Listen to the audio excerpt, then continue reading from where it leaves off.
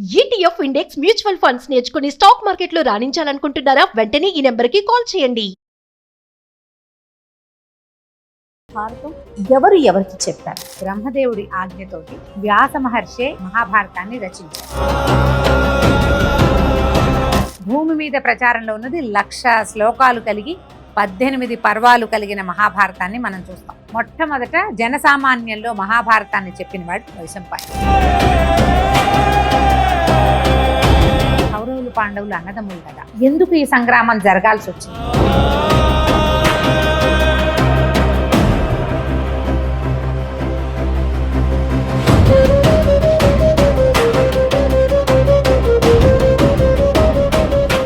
నమస్తే రమగారు. నమస్తే జయ. రమగారు, పురాణ గాథలు ఎన్నిసార్లు చెప్పుకున్నా, ఎన్నిసార్లు చదివినా, ఎన్నిసార్లు విన్నా మళ్ళీ మళ్ళీ మళ్ళీ కొత్తగానే అనిపిస్తుంది. నాకైతే నేను మీ నోటి వెంట ఎన్నిసార్లు వింటానో ఒక్కొక్క స్టోరీని. పర్సనల్గాను వింటాను, ఏదైనా సందర్భం వచ్చినప్పుడు కెమెరా ముందు వింటాను కదా. నాకు ఎన్నిసార్లు విన్నా మీరు చెప్పే దాంట్లో లీనమైపోతాను రమ్మగారు. క్వశ్చన్సే ఉండవు. ఓ మళ్ళీ కొత్తగా అనిపిస్తుంది. వీటిని మళ్ళీ ఇంకొకసారి అందిద్దామండి మన పురాణ గాథలు అన్నింటినీ కూడా. మొట్టమొదటిగా నేను భారతం తీసుకుంటాను.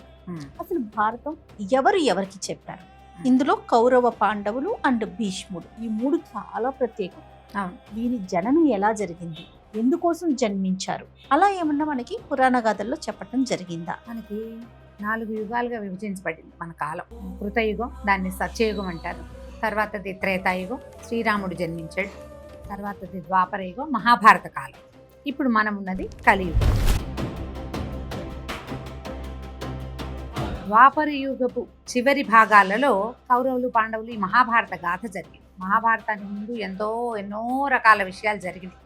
మహాభారతంలో ప్రస్తావించబడిన చాలా కథలకి మూలాలు కృతయుగంలోనే పడినవి కూడా కొన్ని కనపడతాయి. కొన్ని మూలాలు ఉన్నాయి. మహాభారతంలో కనపడే 1-2 క్యారెక్టర్లు త్రేతాయుగం నుంచి వచ్చి ఆంజనేయ స్వామి ఉన్నాడు మహాభారతం.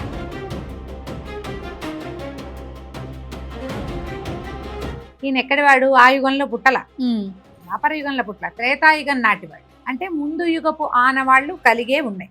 అయితే ఈ చివరి భాగంలో ఈ కలియుగానికి దగ్గరలో ఉండేసరికి కలి ప్రభావంతో కొంతమంది జన్మించారు ఈ మహాభారత కాలంలో. కలి ప్రభావం కొంత కనపడుతుంది. ఇప్పుడు మామూలుగా చూడు, ఏదైనా ఒక 2-3 విషయాల గురించి చెప్పేటప్పుడు మొదటి విషయపు ఎండుకు వచ్చేసరికి రెండో విషయం తాలూకు ఆనవాళ్ళు కొన్ని వస్తూ ఉంటాయి కదా. అవును, కొన్ని గుర్తులు కనపడతాయి. తర్వాత అది ఏం స్టార్ట్ అవబోతోందో అది కనిపిస్తుంది. మనకి ఋతువుల్లో కూడా ఆ తేడా కనపడుతుంది. అట్లాగే ఈ మహాభారతము ఈ ద్వాపర యుగపు చివరి కాలంలో జరిగింది. ఈ చివరి కాలంలో జరగటం వల్ల కలియుగపు పద్ధతులు, విధానాలు కొన్ని అంతా కాదు, కొన్ని ద్వాపర యుగపు పద్ధతులు ఉన్నాయి, చిన్నవి ఇది కలియుగపు లక్షణము అని కనపడేలాంటివి కొన్ని కనిపిస్తాయి. ఇది ఇందులో ఉన్న ప్రత్యేకత. అయితే ఈ మహాభారతాన్ని, ఈ కథ అంతా జరిగిపోయాక కురుక్షేత్ర సంగ్రామం అయిపోయిన తర్వాత కౌరవులంతా మరణించారు. దాదాపుగా 18 అక్షౌహిణుల సైన్యం యుద్ధం చేస్తే 15కు పైగా చనిపోయారు. ప్రముఖులు మిగిలిన వాళ్ళు చాలా తక్కువ మంది, పెద్దవాళ్ళు ఎవరు మిగల. ఇలా మేక అందరూ పోయారు మొత్తం. ఈ పోయిన తర్వాత ఆయన వీళ్ళని పాండవులని గద్దెక్కించాక ఆయన తపస్సు చేసుకోవడానికి వెళ్ళిపోయారు.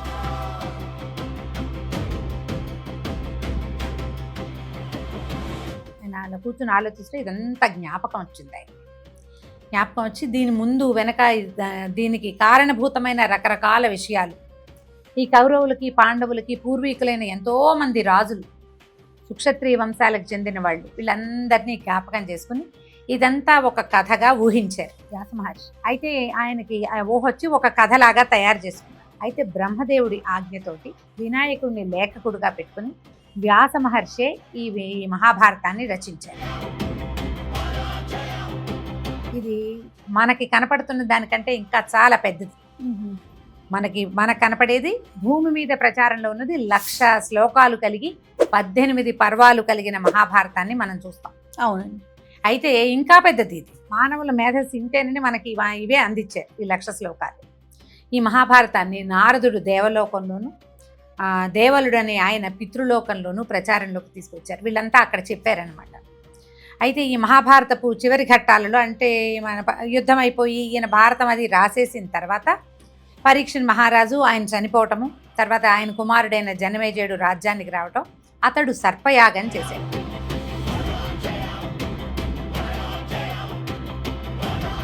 సర్పయాగం కథలు చెప్పుకున్నాం కదా. అవునండి. 4 ఎపిసోడ్లలో సర్పయాగం కథలు ఉన్నాయి మన దగ్గర. ఎవరైనా ఆసక్తి కలిగిన వాళ్ళు ఉంటే సర్పయాగం కథలు తీసుకుని చూడొచ్చు, వినొచ్చు. ఓకే.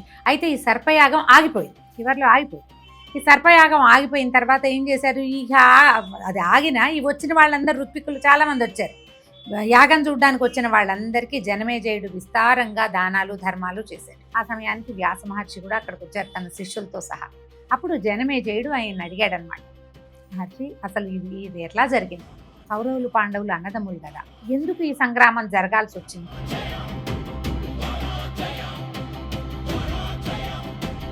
తర్వాత మా తండ్రి ఒంటరివాడు ఎందుకయ్యాడు, ఇదంతా ఎలా జరిగింది అని అడిగితే అప్పుడు వ్యాస మహర్షి తన శిష్యుడైన వైశంపాయనుడికి చెప్పారు, మహాభారతాన్ని జనమేజయుడికి చెప్పు అని. మొట్టమొదట జనసామాన్యంలో మహాభారతాన్ని చెప్పినవాడు వైశంపాయనుడు. ఆయన వైశంపాయనుడే. మనము విష్ణు సహస్రనామాలలో వైశంపాయనవు వాచ వింటాం కదా. ఆ వైశంపాయనుడే ఈయన వ్యాస మహర్షి యొక్క శిష్యుడు.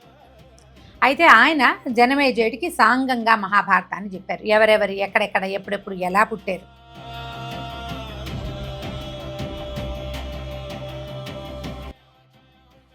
దీనికి పూర్వగాథలేమిటి తర్వాత గాథలేమిటి అనేది ఈ మనం చెప్పుకునే దానికంటే ముందు కూడా చాలా కథలు జరిగినాయి, చాలా కథలు చెప్పబడ్డాయి. అవి ఎవరు చెప్పారు? మన రోమహర్షణుడు అనే పేరున్నటువంటి ఒక ఆయన చాలా అద్భుతంగా కథలు చెప్పేవారు. ఆయన యొక్క కుమారుడు సౌతి అని కూడా చెప్తారు, సూతుని కుమారుడు సౌతి. ఆయన ఈ మన నైమిషారణ్యానికి వచ్చి మహర్షులందరికీ ఈ కథలన్నీ చెప్తూ ఈ వైశంపాయనుడు మహాభారతాన్ని జనమేజయుడికి చెప్పాడు అని సౌతి చెప్పాడనమాట. ఓహో. ఇలా బయటకు వచ్చింది. ఈ కథల్లో మనకి నువ్వు అడిగినట్టు భీష్ముడు ఎట్లా పుట్టాడు, తర్వాత కౌరవ పాండవులు ఎట్లా పుట్టారంటే వీళ్ళందరూ కూడా దేవతల అంశావతారాలుగా జన్మించారు.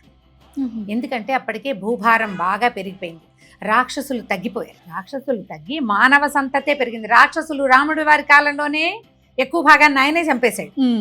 జనస్థానంలో 14,000 మందిని చంపాడు, కరదూషణాదులను చంపేశాడు, మారీచు సుబాహుల్ని చంపాడు, తాటకి ఆయనే వధించాడు, విరాతుడు కబంధుడు వాళ్ళందరినీ ఆయనే సంహరించాడు. అక్కడి నుంచి యుద్ధం చేసినప్పుడు ఈ లంకా నగరంలో ఉన్న ఎన్నో కోట్ల మంది రాక్షసుల్ని ఆయనే సంహరించాడు.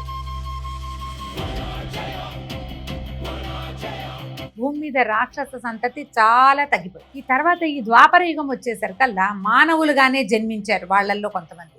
ఈ జన్మించిన వాళ్ళు ఎవరు? కృతయుగంలో శాపం పొంది విష్ణుద్వేషులుగా జన్మించిన విష్ణు భక్తులైన జయ విజయులు కృతయుగంలో హిరణ్యాక్ష హిరణ్యకశిపులుగా పుడితే, మన త్రేతాయుగంలో రావణ కుంభకర్ణులుగా పుట్టి వాళ్లే మానవ రూపంలో శిశుపాల దంతవక్తులుగా ఈ సమయంలో పుట్టారు ద్వాపరయుగం. ఇప్పుడు రాక్షసులే మనుషులుగా పుట్టేశారు. మరి మిగిలిన రాక్షసులకి ఇంకా భూమి మీద మమత తీరని ఎంతో మంది రాక్షసులు చాలామంది, వాళ్ళందరూ తమ తమ అంశాలతోటి జన్మించారు. దేవతలు కూడా తమ అంశాలతోటి జన్మించారు. వాళ్ళని చంపటానికి వీళ్ళు, లేదా భగవంతుడు వీళ్ళందరినీ సంహరింపజేస్తాడు లేదా సంహరిస్తాడు ఆయనకి సహాయం చేయటానికి. ఇలాంటి ఐడియాలజీతో బ్రహ్మదేవుడి ఆజ్ఞ చొప్పున భగవంతుడి ఆజ్ఞతోటే ఎంతోమంది దేవతాంశలతోటి రాక్షసాంశలతోటి జన్మించారు. మన మహాభారతపు కాలంలోనే శ్రీకృష్ణ పరమాత్మ జననం. ద్వాపర యుగంలో కృష్ణుడు జన్మించాడు. ఎప్పుడు ధర్మరాజు వాళ్ళు పుట్టిన తర్వాత కృష్ణుడు పుట్టాడు. మళ్ళీ వీళ్ళు ఎవరెవరో కాకుండా ధర్మరాజాదులకి స్వంత మేనమామ కుమారుడుగా జన్మించాడు కృష్ణుడు. ఈయన తన చిన్నతనంలో కొన్ని 100 మంది రాక్షసుల్ని సంహరించాడు. పుట్టిన దగ్గర నుంచి అదే పని మీద ఉన్నాడు. రాక్షసులందరినీ సంహరించాడు. తర్వాత కలి ప్రభావంతో జన్మించిన వాళ్ళని, ఈ కలియుగపు ఆనవాళ్లు కలిగి ఉన్న వాళ్ళని, కొంత రాక్షసాంశలు కలిగిన వాళ్ళని, లేదా రాక్షస సంతతిగా జన్మించిన వాళ్ళని, వీళ్ళందరినీ ఆయన తను స్వయంగా చంపకుండా పాండవులతోటి చంపించాడు. ఇదే మొత్తం మహాభారత గాథ. ముందంతా తను చంపగలిగినంత మందిని చంపాడు. తర్వాత తను పక్క నుండి ఒక్కొక్క చోట ఎక్కడెక్కడ ఈ వధ జరగవలసి ఉందో భీముడు హిడింబాసురుణ్ణి సంహరించాడు.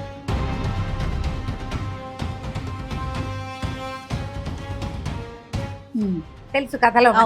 బకాసురుణ్ణి సంహరించాడు. రాక్షస సంహారం చేసిన వాళ్ళలో భీముడు కూడా ఉన్నాడు. ఇలా ప్రత్యేకమైన వాళ్ళతోటి కొంత సంహారం జరిపించారు. ఇట్లా భూమి మీద పుట్టిన వాళ్ళందరినీ సంహరిస్తూ కలి ప్రభావానికి లోనైన వాళ్ళని, కలి వల్ల పుట్టిన వాళ్ళని కూడా కొంతమందిని అట్లా సంహరించుకుంటూ వచ్చారు. చివరికి ఏమైంది, అర్జునుడు నా వల్ల కాదు, యుద్ధం అంతా నేను చేయలేను, వీళ్ళందరూ చచ్చిపోతారంటే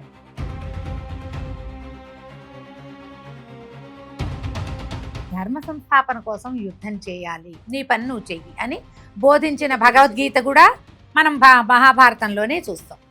మనం ఎంతో ప్రత్యేకంగా చెప్పుకునేటువంటి విష్ణు సహస్రనామం కూడా మహాభారత కాలంలో జరిగింది. భీష్ముల వారు చెప్పిందే కదా. అవును. భీష్మ ఉవాచ, వైశంపాయన ఉవాచ, ఇన్ని ఉవాచలు తెలుస్తాయి. ఉవాచ అంటే అదేమిటో శ్లోకంలో భాగం కాదు, భీష్మ పితామహులు చెప్పారు, వైశంపాయనుడు చెప్పాడు, భగవంతుడు చెప్పాడు, అర్జునుడు చెప్పాడు, వాళ్ళు మాట్లాడారు. ఇదంతా సందర్భం. ఈ సందర్భం ప్రకారం మహాభారతం నడిచింది. అయితే వీళ్ళల్లో మహాభారతంలో ప్రధానమైన వాళ్ళు భీష్ముడు. అయితే భీష్ముడి తండ్రి శంతనుడు వీళ్ళకి ఆద్యుడుగా కనపడతాడు. ఇంతకంటే ముందు తరాలలో ఉన్నటువంటి కురువు అనే రాజుగారి వంశంగా వీళ్ళ కురు వంశము కౌరవులు అంటారు. పాండురాజు యొక్క కుమారులు కాబట్టి వాళ్ళ 5గురిని పాండవులు అంటారు. వీళ్ళు ఎలా పుట్టారో మనం ఒక సింప్లిఫైడ్ వెర్షన్లోనే చెప్పుకుందాం. ఈ భీష్ముడి జననానికంటే ముందు, ఆయన తండ్రి యొక్క జననానికంటే ముందు ఏం జరిగిందంటే, ఇక్ష్వాకు వంశానికి చెందిన మహాభీషుడు అనేటువంటి ఒక రాజుగారు, చక్రవర్తి, ఆయన ఎన్నో అశ్వమేధాలు, యజ్ఞాలు అన్నీ చేసి స్వర్గాన్ని పొందాడు. అయితే ఈ స్వర్గంలో ఉన్న పెద్దవాళ్ళు, స్వర్గాది దేవతలు అందరూ కలిసి బ్రహ్మదేవుడిని చూడబోయారు. సత్యలోకంలో బ్రహ్మదేవుడి ఆస్థానానికి వెళ్ళారు. వెళ్ళినప్పుడు ఆ సమయంలో గంగాదేవి కూడా అక్కడికి వచ్చిందట. వస్తే అందరూ దేవతలు అందరూ కూర్చున్నారు. ఈవిడ లోపలికి వచ్చింది. పెద్ద పెనుగాలి వీచిందట. వీచేసరికల్లా గంగాదేవి వస్త్రం తొలగిపోయింది ఆమె ఒంటి మీద నుంచి. దేవతలందరూ తలదించుకున్నారు. ఎవ్వరూ ఆమె కేసు చూడలే. కానీ మహాభీషుడు మాత్రం పరమాసక్తితో ఆమె వైపు చూసి, మానవుడు స్వర్గానికి వెళ్ళిన తర్వాత చూడండి, చూసేసరికల్లా బ్రహ్మదేవుడికి కోపం వచ్చింది. తన వైపు చూస్తున్న మహాభీషుడి పట్ల గంగాదేవికి కూడా ఆసక్తి కలిగింది. స్త్రీ పురుషులకి సహజమైంది అది. కానీ వాళ్ళు ఉన్న సమయాలు చూసుకోవాలి కదా, సమయం చూసుకోవాలి. బ్రహ్మదేవుడికి కోపం వచ్చి, నువ్వు మళ్ళీ మానవుడిగా జన్మించమని మహాభీషుడిని శపించాడు బ్రహ్మదేవుడు. ఈమెను కూడా, గంగాదేవిని కూడా మానవకాంతగా ప్రవర్తించావు, నువ్వు మానవకాంతగా వెళ్ళు కొంతకాలం అని ఆమె కూడా శాపం అయ్యింది. అయితే ఈ మానవకాంత గట్టిగా అనలా, కానీ ఆమె మానవకాంతగా జన్మించవలసిన అవసరమే, ఆమెకు మహాభీషుడు కావాలి. సరే, మహాభీషుడు పరిపరి విధాలుగా బ్రహ్మదేవుడిని ప్రార్థించి, నన్ను ఎవరో ఒకళ్ళ దగ్గర జన్మించేలాగా చెయ్యొద్దు, భూలోకంలో కురువంశానికి చెందిన ప్రతీపుడు అనే అద్భుతమైన రాజు ఉన్నాడు, అతని కడుపున అతని గర్భవాసాన్ని జన్మించేలాగా వరం ఇవ్వమని కోరుకుని ఆ వరాన్ని పొందాడు. మహాభీషుడు ప్రతీపుడికి జన్మించబోతాడు. అయితే ఈ గంగాదేవి అతని మీద వ్యామోహంతో ఆలోచించుకుంటూ వెళ్తుంటే ఆమెకి దీనవదనాలతో అష్టవసువులు అని 8 మంది వసువులు కూడా దేవతలు వీళ్ళు. 8 మంది అన్నదమ్ములు వాళ్ళు ఎదురుపడి చాలా ఇదిగా ఉన్నారు. అప్పుడు వాళ్ళు ఏమో చెప్పారంటే, అమ్మ, మా వశిష్ఠుని శాపం వల్ల మేము భూలోకంలో జన్మించడానికి పోతున్నాం. ఈ భూలోక జననం అంటే పుట్టి మరణించాలి, బతికాలగా కొంతకాలం. ఈ మానవ జీవితాలు మా వల్ల కాదు. నువ్వు ఎలాగూ భూలోకంలో జన్మిస్తావు, మహాభీషుడు ప్రదీపుడి గర్భాన జన్మిస్తాడు, నువ్వు అతన్ని వివాహం చేసుకో, మేము 8 మంది నీ గర్భాన పుడతాం. ఓహో, మమ్మల్ని పుట్టగానే గంగలో పడేసి చంపేసి మేము పుట్టిన శాపము తీరిపోతుంది, మా దారిని మేము మా వసులోకాలకి చేరిపోతామని బతిమలాడారు. ఆ మంది, అయ్యో మరి నాకు దీర్ఘాయుష్మంతుడు బలశాలి అయిన కుమారుడు కావాలనుంది, ఎలాగూ నేను మానవ జన్మెత్తితే నాకు అట్లాంటి అద్భుతమైన కుమారుడు కావాలి అనేసరికల్లా వీళ్ళు ఏమన్నారు, అయితే ఒక పని చెయ్యి, మాలో చివరివాడైన ప్రభాసుడు, నిజానికి పెద్ద శాపం అతనిది, అసలు వశిష్ఠుడికి కోపం తెప్పించిన వాడు అతడు, కాబట్టి అతన్ని నువ్వు అట్టే పెట్టుకో, ఆఖరి వాడిని నువ్వు ఉంచుకోమ్మా, మమ్మల్ని మాత్రం పుట్టగానే చంపేసి జన్మిస్తాం. మానవ గర్భంలో అంటే గర్భవాసంలో 9 నెలలు మాతృగర్భవాసం చేయాలి, 10వ నెలలో పుట్టాక ఆకాశం చూస్తే మానవుడు జన్మెత్తినట్టే, తీసుకుపోయి గంగలో పడేస్తే మాలో మరణించి మా లోకాలకి మేము వెళ్ళిపోతామని అడిగారు. ఆమె ఒప్పుకున్న తర్వాత ఈ ప్రతీపుడికి కుమారుడుగా శంతనుడు పేరుతోటి మహాభీషుడు జన్మించాడు. ఈ ప్రతీప మహారాజు ఒకసారి, ఆయన చాలా గొప్ప రాజు, ఏం చేశాడట, గంగా తీరంలో కూర్చున్నాడు. అయితే ఈ గంగాదేవి మానవ స్త్రీ రూపంలో వచ్చి ఆయన కుడితోడ మీద కూర్చుంది. ఆయన హాస్పిటల్ వేసుకుని జపం చేసుకున్నారు, కూర్చుని నన్ను వివాహం చేసుకోమని అడిగేసరికి ఆయన ఏమన్నాడు, అమ్మా, నేను వివాహితుణ్ణి, ఏకభార్య ఉద్దేశంలో ఉన్నవాడిని, నేను ఏకపత్ని వ్రతుని, మళ్ళీ వివాహాలు అవి నేను చేసుకోను, కాకపోతే భార్య అయిన వాళ్ళు ఎడమ తోడ మీద కూర్చోవాలి, నువ్వేమో కుడితోడ మీద కుమారులు కూర్చునే చోట కూర్చున్నావు, కాబట్టి నువ్వు నా కుమారుణ్ణి వివాహం చేసుకుందుగా. నా కుమారుడు పుట్టాక అతన్ని వివాహం చేసుకునే ఏర్పాటు నేను చేస్తాను అని చెప్పాడు. గంగాదేవి వెళ్ళిపోయి కొంతకాలానికి ఈ మహాభిషుడు ప్రతీపుడు అనే మహారాజు గారికి పుట్టాడు.